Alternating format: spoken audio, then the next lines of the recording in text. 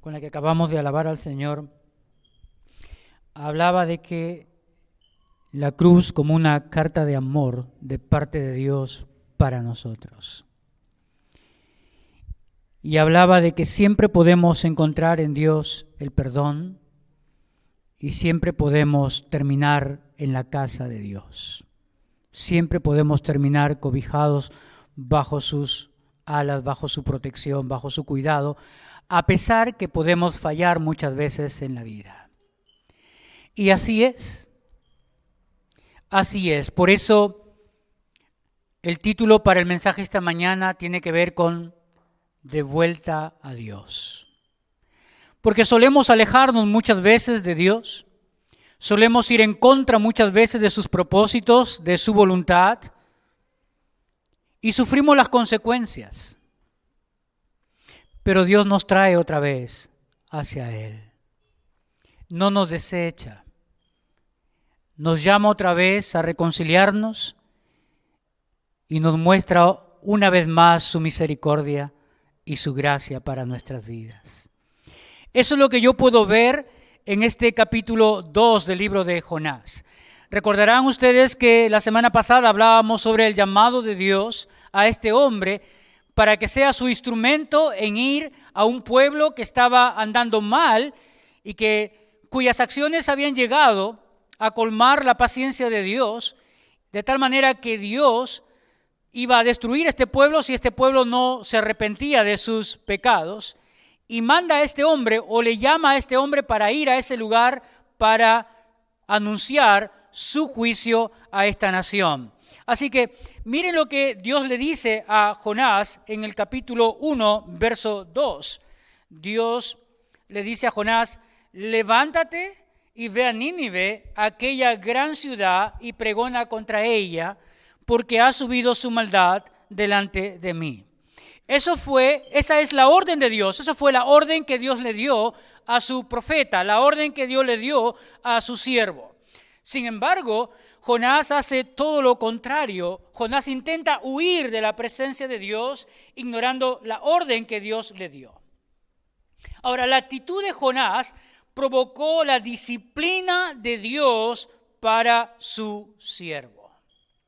Sí, hermanos, cada vez que nosotros nos oponemos a los planes de Dios, cada vez que desobedecemos un mandato de Dios, cada vez que vamos en contra de la palabra de Dios, nos exponemos a la disciplina de Dios. Jonás quedó expuesto a la ira de Dios por no obedecer lo que Dios le estaba mandando, y lo que Dios estaba mandando a Jonás es ir a predicar su palabra, a emitir juicio de parte de Dios a una gran ciudad de más o menos 600 a 800 mil personas. Para el tiempo de Jonás debían escuchar el juicio de Dios sobre sus acciones, diciéndoles que si no se arrepentían, pronto iba a llegar la justicia de Dios e iba a castigar a toda la nación.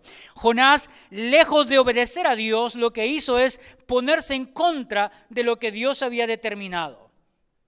Ahora, los hombres que estaban con Jonás decidieron tomar a Jonás, echarlo al mar para que las aguas se aquietaran. Mis hermanos, cuando uno lee el texto, uno podría pensar que los días de Jonás habían llegado a su fin. Sí. Dice versículo 15, y tomaron a Jonás, capítulo 1, y tomaron a Jonás y lo echaron al mar, y el mar se aquietó. Los historiadores dicen que el mar estaba tan movido y tan agitado que difícilmente alguien podría sobrevivir a la fuerza y al furor con que las olas golpeaban la embarcación. Si la embarcación estaba a punto de zozobrar, conté más la vida de un hombre frágil en medio de la turbulencia de las olas y del viento que arrasaba en el mar. Por lo tanto, podemos pensar que los días de Jonás podrían haber llegado a su fin. Sin embargo, Dios le va a dar una oportunidad de arrepentirse y de volver otra vez a Él. Y hermanos, es lo que Dios hace con sus hijos. Es lo que Dios hace con todos nosotros. ¿Quién puede decir que no ha desobedecido a Dios? ¿Quién puede decir de nosotros que no hemos tratado muchas veces de ir contra la palabra de Dios, contra las órdenes de Dios, contra los mandatos de Dios? ¿Quién de nosotros podría decir que siempre obedece al Señor? Creo que todos nosotros hemos pasado momentos en nuestras vidas en que hemos desobedecido al Señor, en que nos hemos alejado de Dios y Dios amorosamente nos ha llamado otra vez a volver a la comunión con Él. Y la historia de Jonás no es ajena al obrar de Dios, a la misericordia de Dios y a la gracia de Dios, tratando de rescatar a un siervo suyo para que se ponga otra vez del lado de los propósitos de Dios y siga adelante con la voluntad de Dios. Lo que yo puedo ver en este capítulo 2 sencillamente es la oración de un hombre que se sabe perdido, de un hombre que sabe que solamente el arrepentimiento lo puede llevar otra vez de vuelta a Dios. Que no hay otra manera, que no hay otra forma de volver otra vez a Dios, que más que el arrepentimiento que puede mostrar para suplicar la gracia y la misericordia de Dios por su condición de pecador. Y me parece, nosotros podemos tomar esta mañana la oración de Jonás como un modelo para nosotros, para cuando nos alejamos de Dios, para cuando desobedecemos a Dios, para cuando nos ponemos al otro lado, dándole la espalda a Dios, rebelándonos contra sus propósitos, contra su voluntad. Me parece este es un modelo que todos podemos tomar cuando nos encontramos alejados de Dios y necesitamos volver otra vez a nuestra comunión con Dios. Este es un modelo de una oración de un hombre que se arrepiente de sus acciones, que se arrepiente de haber desobedecido a Dios y lo que anhela es volver otra vez a tener comunión con Dios. Yo no sé cómo está esta mañana nuestras vidas. Yo no sé cómo estamos delante de Dios. Lo único que yo sé es la condición en la que mi propia vida se encuentra. Y usted sabe la condición en la que su vida se encuentra. Quien sabe, usted ha actuado de la misma manera que Jonás. Quién sabe, permanecemos todavía en la misma actitud que este hombre estaba en el capítulo 1. Y lo que Dios anhela, lo que Dios desea, es que volvamos otra vez a Él, que lo que Él desea, que lo que Él anhela es bendecir la vida de sus hijos. Lo que Él desea es que seamos instrumentos útiles en sus manos para el cumplimiento de sus propósitos. Yo creo que esta mañana no hay nadie en este lugar que no quiera sentirse usado por Dios. Yo no creo que haya alguien en este lugar que no quiera sentir que es un instrumento útil en las manos de Dios para alcanzar al mundo que está perdido. Yo creo que todos anhelamos de alguna manera ser usados en los planes que Dios tiene de alcanzar a aquellos que están perdidos. Así que veo en la oración de Jonás un modelo de cómo podemos orar en una actitud de arrepentimiento de nuestras acciones cuando nos hemos alejado de la presencia de Dios. Miren cómo termina el capítulo 1, versículo 17. Pero Jehová tenía preparado un gran pez que tragase a Jonás, y estuvo Jonás en el vientre del pez 3 días y 3 noches. Muchos han dicho, no, esto no puede ser verdad, esto tiene que ser una metáfora, esto no puede ser algo real. Permítame decirles que investigando un poco, pude averiguar que hay unos 2 o 3 casos de hombres que fueron tragados por ballenas y después de 2 o 3 días se los encontró todavía inconscientes, pero todavía con vida. Son casos documentados en el mundo, son casos reales que hablan de personas que han sido tragados por ballenas y que los han encontrado vivos aún después de 2 días de haber sido tragados. Ahora, no sabemos si el animal que preparó o el gran pez que preparó Dios fue una ballena, no lo sabemos, pero lo que sí se sabe es que a lo menos una ballena puede contener en su boca, entre sus mandíbulas, puede contener a un hombre de mediana estatura. Si es así solamente con sus bocas, imaginemos el espacio que debe haber dentro de sus entrañas. Lejos de todo eso, preguntémonos, ¿habrá algo imposible para Dios? No, no hay nada que Dios no pueda hacer. Por lo tanto, si la Biblia dice que Dios tenía preparado un pez para que tragase a Jonás, nosotros creemos que así fue y que hubo un pez que tragó a Jonás y que permaneció allí, dice, 3 días y 3 noches. Ahora, ¿con qué palabra empieza el versículo 1 del capítulo 2? Empieza con la palabra entonces. Ahora, muchos dicen que los 3 días que le estuvo Jonás en el vientre del pez son los 3 días que le llevó a reflexionar acerca de su condición en la que él estaba y después de 3 días recién oró. No creo eso. No creo eso. Yo creo que más bien el capítulo 2 es un relato exacto de lo que aconteció esos 3 días que Jonás estaba en el vientre del pez. Me parece que tenemos que hacer un corte a la mitad del verso 17 y quedarnos con: pero Jehová tenía preparado un gran pez que tragase a Jonás. Entonces oró Jonás. Y tomar la final del verso 17 como la conclusión sencillamente de todo el evento en la vida de Jonás en este capítulo 2. Ojalá me esté dejando entender. Lo que estoy tratando de decir es que lo que tenemos en el capítulo 2 es una descripción de lo que aconteció en la vida de Jonás mientras él estaba en el interior de este gran pez. Y ahí, estando en el interior de este gran pez, él tiene esta oración de arrepentimiento que a lo menos a mi criterio tiene 5 ingredientes y que podríamos tomarlo como modelo para que cuando nos alejamos de los propósitos de Dios, para que cuando estamos en contra de la voluntad de Dios, podamos tener un modelo de cómo volver o cómo ir de vuelta a Dios, tomando la oración de Jonás como modelo de arrepentimiento de nuestras acciones. Ahora, lo que yo veo en primer lugar es un reconocimiento de la autoridad y de la soberanía de Dios por parte de Jonás en su oración de arrepentimiento. Mire cómo empieza el verso 1 otra vez. Dice así: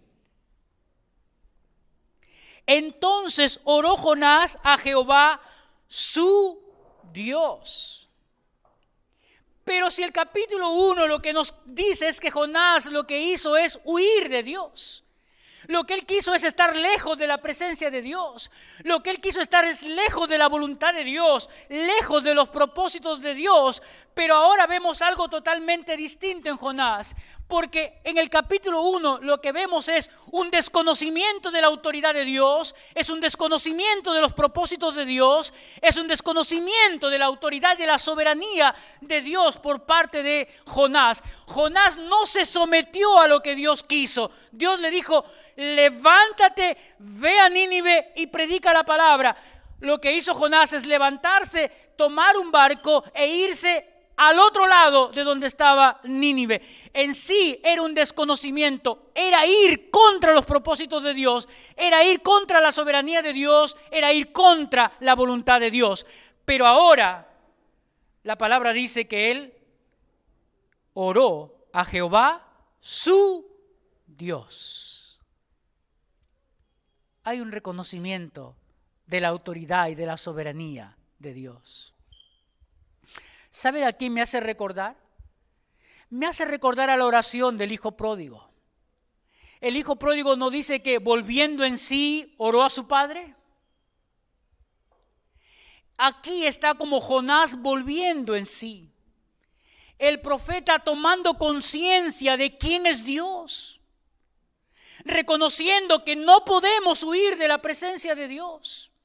que no podemos oponernos a los planes de Dios, que no somos nadie para estorbar a Dios, y aún con todo no podemos estorbar a Dios, que Dios siempre termina cumpliendo sus propósitos, que Dios siempre termina siguiendo adelante con sus planes. No hay nada ni nadie que pueda estorbar los planes de Dios. Y por eso es que el profeta ora de esta manera, por eso es que Jonás ora así, oró a Jehová su Dios desde el vientre del pez. Mire el Salmo 135 y el verso 6. Mira lo que dice el salmista aquí. El salmista también reconoce que nadie puede ir contra lo establecido por Dios, que nadie puede mover nada de lo que Dios ha decretado. El salmista dice lo siguiente, verso 6. Todo lo que Jehová quiere lo hace, en los cielos y en la tierra, en los mares y en todos los abismos. Jonás se percató de eso. Jonás pensó, mi vida acabó aquí. Le digo a estos hombres que me arrojen al mar y por fin no tendré más que cumplir la voluntad de Dios. Se equivocó. Porque Jehová le sale al paso, tenía preparado un gran pez para que sus días no acabasen, porque él iba a ser un instrumento útil en las manos de Dios para que llevase su palabra a Nínive. Así que tuvo que reconocer la autoridad y la soberanía de Dios. Y mis hermanos, somos ilusos nosotros cuando pensamos que podemos huir de Dios. Somos ilusos cuando pensamos que podemos estorbar a Dios. Somos ilusos cuando pensamos que Dios o sencillamente la voluntad de Dios queda de lado cuando nosotros damos la espalda a Él. No es así. Dios sigue cumpliendo sus propósitos. Aún nuestra desobediencia apunta también al cumplimiento de sus propósitos. La gente que estaba con Jonás en la barca también lo reconocen así. Reconocen la autoridad y la soberanía de Dios para hacer lo que Dios quiere. Mira lo que dice el verso 14 del capítulo 1. Mira lo que dice. Entonces clamaron a Jehová y dijeron: te rogamos ahora, Jehová, que no perezcamos nosotros por la vida de este hombre, ni ponga sobre nosotros la sangre inocente. Ahora mira cómo termina. Porque tú, Jehová, has hecho como has querido. Porque tú, Jehová, has hecho como has querido. Yo sé, hermanos, que a veces es difícil y complicado someterse a la voluntad de Dios. Sé que es difícil cuando hay algo que tu corazón anhela, que no está dentro de los planes de Dios. Pero ¿sabes? Nadie puede ir contra lo que Dios ha establecido. Todo desconocimiento de la Escritura es ir contra la autoridad de Dios. Cuando tú lees la palabra, cuando tú sabes la voluntad de Dios, cuando tú puedes mirar lo que Dios manda de la vida de un creyente, y no lo hacemos, es desconocer la autoridad de Dios, es desconocer la soberanía de Dios sobre nuestras vidas. Y solamente tú y nadie más que tú sabes los propósitos de Dios para tu vida. Tú sabes lo que Dios te ha pedido dejar. Tú sabes lo que Dios te ha pedido hacer. Tú sabes el sacrificio que Dios te está demandando. Tú lo sabes, pero si te es difícil hacerlo, te expones. Si no lo haces, estás desconociendo la autoridad de Dios sobre tu vida. Estás desconociendo la soberanía de Dios sobre todo lo que tienes.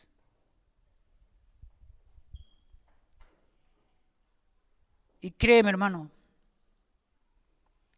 aquello que cuidas que Dios te pide, te lo puede quitar. Porque nadie estorba los planes de Dios.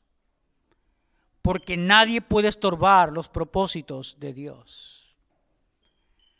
Por eso, hermanos, si Dios te ha pedido hacer algo, no tardes en hacerlo. Si tienes la convicción clara de lo que Dios te está demandando, no detengas el tiempo. No trates de detener el tiempo porque no se puede. Hay que ser obedientes a Dios. Jonás reconoce aquí que ha estado yendo contra la voluntad de Dios, ha estado yendo contra los propósitos de Dios.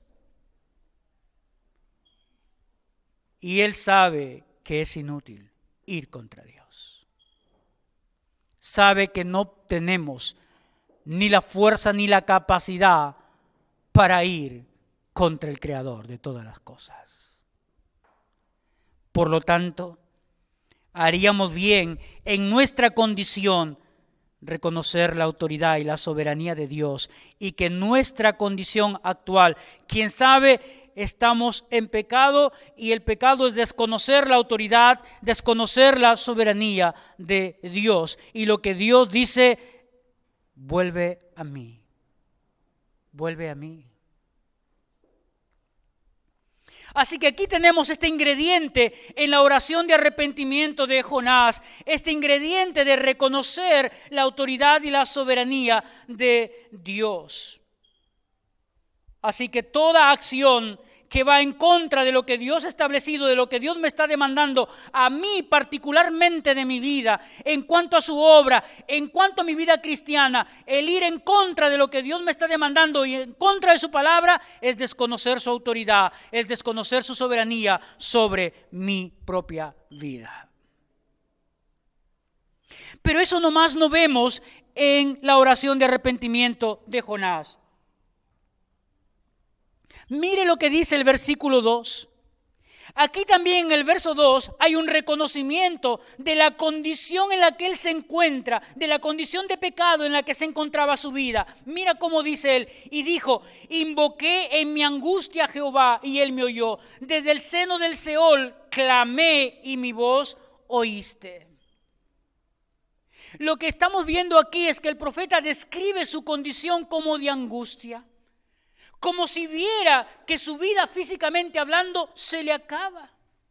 Se siente que está en los brazos de la muerte, porque está diciendo: estoy en el seno del Seol, desde el seno del Seol. Y la palabra Seol en el Antiguo Testamento apuntaba al lugar de los muertos. Él está hablando aquí figurativamente, metafóricamente está hablando que él se siente así, como si estuviera siendo abrazado por la misma muerte. Pero ¿qué lo ha llevado a esa condición? ¿Qué lo ha llevado a estar angustiado? ¿Qué lo ha llevado a estar allí en ese lugar? Lo ha llevado su pecado. Lo ha llevado su desobediencia. Lo ha llevado el desconocer la autoridad y la soberanía de Dios. Él está describiendo en este momento la condición en la que su alma se encuentra, lejos de Dios. Y mis hermanos, así es. Cuando pecamos contra Dios, así nos sentimos angustiados. Angustiados, ¿sabes? La palabra también tiene el sentido de estar atribulado, de estar en aprietos. Muchas veces el pecado termina en una depresión. Muchas veces el pecado termina en un estrés profundo para el creyente. El pecado te quita las ganas de orar. El pecado te quita las ganas de leer la Biblia. El pecado te quita las ganas de venir a adorar al Señor. El pecado te quita las ganas de estudiar. El pecado te quita las ganas de cualquier disciplina espiritual. Y cada vez te alejas más y te alejas más y te alejas más, a tal punto que pareces estar muerto espiritualmente hablando. Como Jonás se sentía abrazado por los brazos de la muerte. Se siente totalmente angustiado. Hay un reconocimiento de su condición y reconoce su condición, que está cerca de la muerte a causa de su desobediencia. Este es otro ingrediente importante en una oración de reconciliación. El reconocer los estragos del pecado en nuestras vidas. El reconocer lo que hace el fallar a Dios, reconocer lo que hace el desobedecer a Dios, reconocer lo que hace el pecar contra Dios, nos ponemos bajo la ira de Dios, nos exponemos a la disciplina de Dios. Y lo sentimos emocionalmente, lo sentimos mentalmente y finalmente lo sentimos también físicamente hablando. Muchas veces el pecado termina en dolencias físicas, muchas veces el pecado va a terminar en angustias mentales, muchas veces el pecado va a terminar en exacerbación de las emociones. Y por más medicinas que tomemos no va a pasar absolutamente nada, porque el único que puede curar el alma es Dios. Dios. Y el profeta lo sabe, el instrumento de Dios lo sabe. Por eso dice, en mi angustia invoqué a Jehová. Es decir, en mi angustia clamé por ayuda, clamé por una acción de parte de Dios a mi condición. Él está reconociendo otra vez que solo Dios puede hacer algo por él. Solo Dios. Y hermanos, esta mañana pensamos en lo mismo en relación con nuestras vidas. ¿Por qué seguir sufriendo las consecuencias de nuestra desobediencia? ¿Por qué seguir agotados mentalmente, cansados emocionalmente, enfermos físicamente a causa de nuestros pecados? Cuando podemos reconocer nuestro alejamiento de Dios, cuando podemos volver otra vez a nuestra comunión con Dios. Hermanos, el profeta experimenta todas estas cosas producto de su desobediencia. Estamos en un mes de misiones y podemos sentir la apatía, podemos sentir el desgano, podemos sentir un montón de emociones en relación con nuestra tarea, con nuestra responsabilidad de evangelizar a nuestros vecinos, de evangelizar a nuestra familia, de evangelizar al mundo que nos rodea. Y de repente no lo estamos haciendo porque estamos lejos de Dios. Y necesitamos reconocer nuestra lejanía de Dios. Y volver a Dios. Y volver a Él. Tan igual como clama el profeta, con la esperanza, con la fe de que Dios nos escucha, porque somos sus hijos, porque a pesar de la angustia, a pesar de que siente los brazos de la muerte, el profeta no ha perdido la fe, porque él dice, invoqué mi angustia a Jehová y él me oyó. Y la segunda parte del verso dice, desde el seno del Seol clamé y mi voz oíste. Aquí hay un ingrediente de fe, un ingrediente de confianza, aún en medio de nuestra condición de pecado. Miren, qué bueno es Dios, que aún eso permite que todavía fluya en nuestro interior la confianza en Él. Así que ya tenemos dos ingredientes. Uno, el reconocer la autoridad y la soberanía de Dios en una oración de arrepentimiento. En segundo lugar, el reconocer la condición en la que nos encontramos lejos de Dios. Porque el pecado hace división entre Dios y nosotros. Pero en relación con la presencia de Dios está allí. Porque eso es lo tercero que uno puede ver en la oración de Jonás. Mira el versículo 3. Al verso 6, uno puede ver que él reconoce que la presencia de Dios está en medio de las circunstancias de su vida, que Dios está en control de todo lo que le está pasando, que es Dios mismo quien está provocando todas las cosas que está viviendo. ¿Para qué? Para provocar su arrepentimiento y su vuelta a Dios. Me hace pensar en el capítulo 12 del libro de Hebreos, hablando acerca de la disciplina de Dios, y que Dios dice que al que ama, disciplina. porque somos sus hijos, nos disciplina. De otra manera dice, ¿seríais qué? Seríais bastardos, dice la palabra, y es una palabra fuerte, porque la palabra bastardo habla de alguien que trata de ocupar un lugar que no tiene. Por lo tanto, la idea es que Dios a sus hijos les muestra su amor en medio de sus pecados, disciplinándonos. Y tenemos que reconocer que en medio de la disciplina está la presencia de Dios. Ahora, hermanos, eso es muy lindo. Es muy motivador. Ayuda a nuestro corazón. ¿Sabe por qué? Porque qué padre cuando disciplina a su hijo va tras su hijo. Aquí entre nosotros, qué padre después de haber disciplinado físicamente a su hijo, va tras de él. Lo que hacemos sencillamente es disciplinar y el hijo a su cuarto y el padre por otro lado. Triste cuando en la iglesia alguien es disciplinado, lo disciplinan y no tiene ningún acompañamiento en toda su disciplina. Pero aquí no, aquí el profeta se siente acompañado por Dios, siente la presencia de Dios en medio de la disciplina que él tiene. En medio de todo lo que le acontece, él puede sentir y experimentar la presencia de Dios con él. En primer lugar, veamos cómo él considera la presencia de Dios en medio de todo lo que le está pasando. Dice, me echaste. Él está hablando de una acción de Dios. Me echaste, dice, me echaste a lo profundo. Él está viendo, es una acción de Dios, no es nada al azar. Dios lo ha provocado. Me echaste a lo profundo. ¿Qué más dice? En la parte B del verso 3 dice, todas tus ondas y tus olas pasaron sobre mí. Todas tus olas y tus ondas. ¿De quién? Dios, tú lo has provocado. Tú estás en medio de todo lo que yo estoy viviendo. Verso 4. Entonces dije, desechado soy, ¿de dónde? De delante de tus ojos.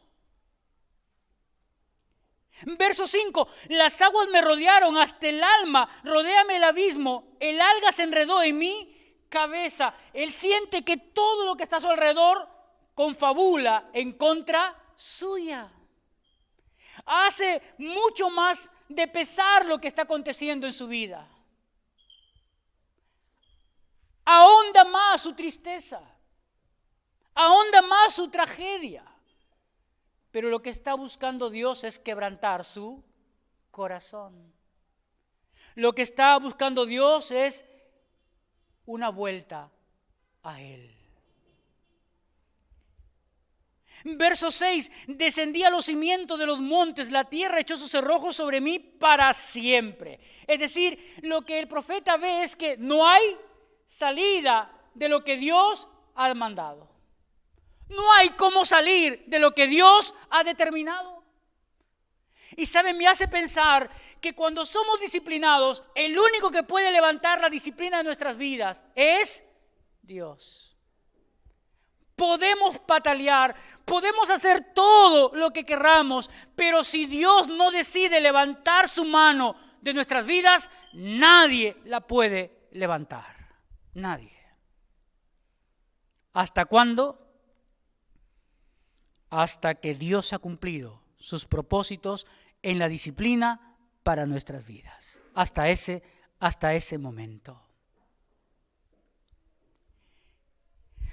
Pero el profeta confía en la gracia de Dios, confía en la misericordia de Dios, porque mira cómo lo expresa así de esta manera. Versículo 4 en la parte B, aunque él dice, desechado soy delante de tus ojos, pero mira la parte B, mas aún veré tu santo templo. Él espera una respuesta de Dios. Él sabe que Dios está ahí con él. Él sabe que la presencia de Dios está provocando todo lo que está aconteciendo en su vida. Y sabe también que solo Dios puede liberarlo. ¿Sabe eso? Mira verso 5 o verso 6. Dice lo siguiente. Mas tú sacaste mi vida de la sepultura, oh Jehová, Dios mío. Él se consideraba, soy un hombre muerto.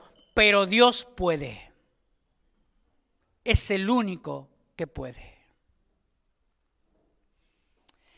Y mis hermanos, esto nos enseña que a veces vamos a donde no deberíamos ir por ayuda. Que a veces buscamos a quien no deberíamos buscar por ayuda. Que lo único que necesitamos siempre será Dios. Siempre será la gracia y la misericordia de Dios con nosotros. Es todo lo que necesitamos en nuestras vidas. Porque, hermanos, si vamos a un ser humano como nosotros, tarde que temprano no estará. Tarde que temprano nos fallará. Pero el único que siempre estará y el único que no falla, ese siempre es Dios. Ese siempre es Dios. Así que en la oración de Jonás tenemos aquí un reconocimiento de la autoridad y la soberanía de Dios. En segundo lugar, un reconocimiento también de la condición en la que su corazón se encontraba. Y en tercer lugar, un reconocimiento de la presencia de Dios en medio de las circunstancias que está viviendo, pero también un reconocimiento de que solo la presencia de Dios puede liberarlo de la condición en la que está. Pero en cuarto lugar, y esto me emociona mucho, un reconocimiento del perdón de Dios. Un reconocimiento del perdón de Dios para nuestros pecados. Mira cómo lo expresa el profeta, lo expresa de esta manera: cuando mi alma desfallecía en mí, me acordé de Jehová, y mi oración llegó hasta ti en tu santo templo. Jonás dice: con el último aliento que me quedaba. Porque esa es la idea del verso 7.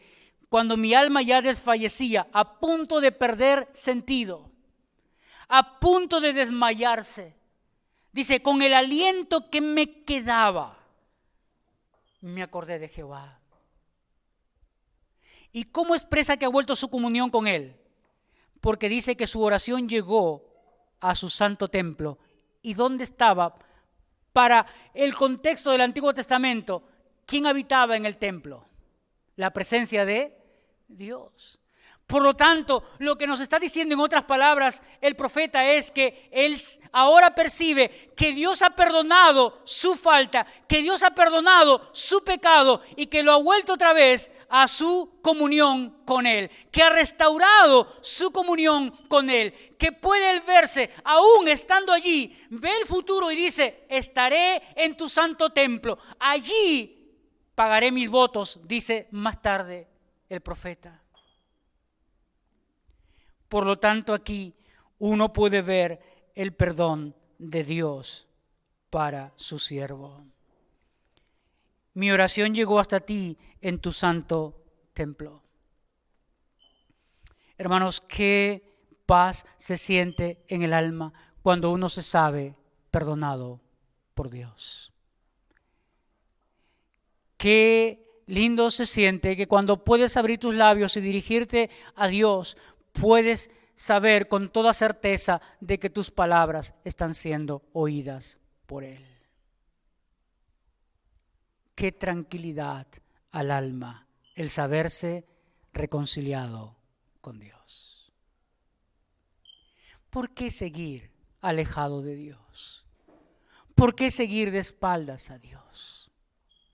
¿Por qué no volver otra vez a nuestra comunión con Él? ¿Es tanto lo que te pide que te cuesta tanto dejarlo? No nos damos cuenta que la cruz fue la más grande carta de amor de Dios para la humanidad. ¿Habrá algo de más valor que la cruz para ti?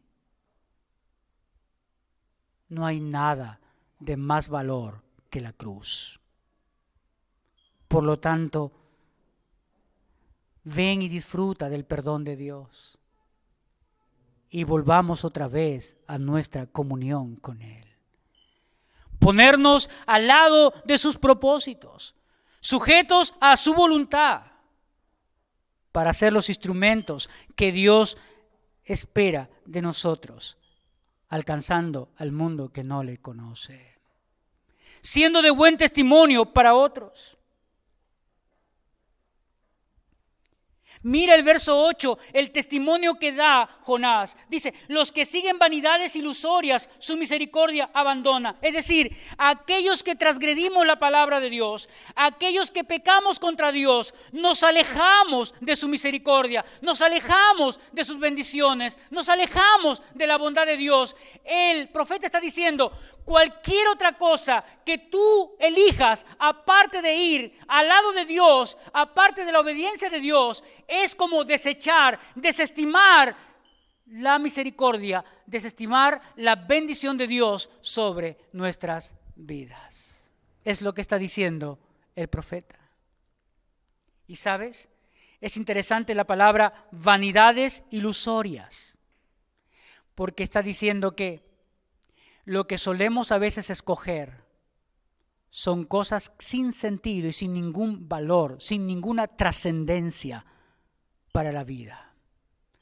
Son cosas superfluas, son cosas que tienen cierta sensación de felicidad que te dan. Y que son cosas que también tienen cierta duración en el tiempo, pero que no se pueden ni sostener ni mantener. Y por eso el profeta le llama vanas ilusiones, cosas vacías que no sirven para la eternidad. Comparado con las bendiciones y las misericordias de Dios, el profeta sabe ahora que ir contra la voluntad de Dios, que desobedecer a Dios es alejarse de su misericordia, es alejarse de la bendición de Dios en nuestras vidas. Y te preguntas esta mañana, ¿por qué Dios no me bendice? ¿Por qué no estoy experimentando las bendiciones de Dios en mi vida? Y la palabra responde, porque quien sabe, has elegido las vanas ilusiones. Y estás allí enraizado y arraigado en las vanas ilusiones.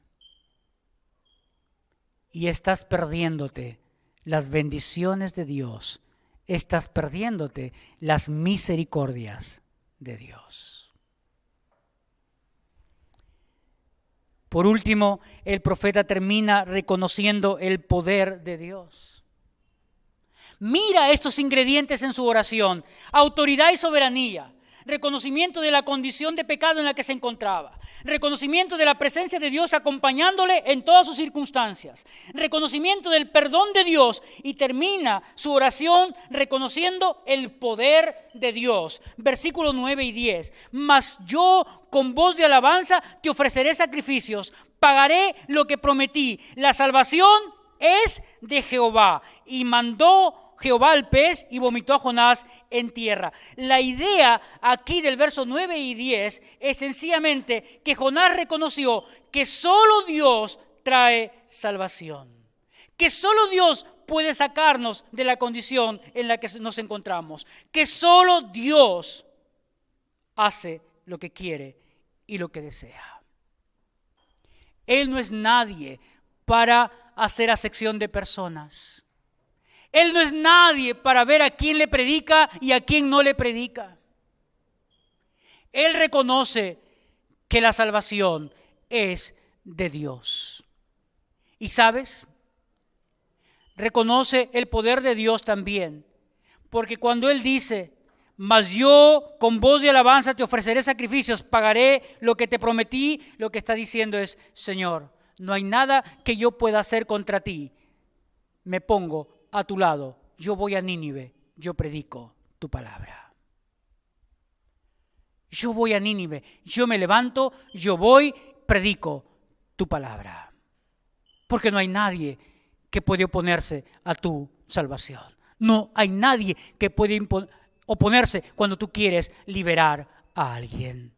¿Cómo lo sé? Porque ¿cómo empieza el capítulo 3, verso 1? Vino palabra de Jehová por segunda vez a Jonás diciendo, levántate, ve a Nínive, aquella gran ciudad, y proclama en ella el mensaje que yo te diré. ¿Y qué hizo Jonás?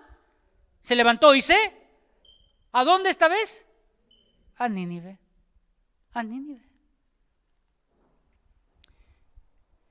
Es un buen modelo de una oración de arrepentimiento.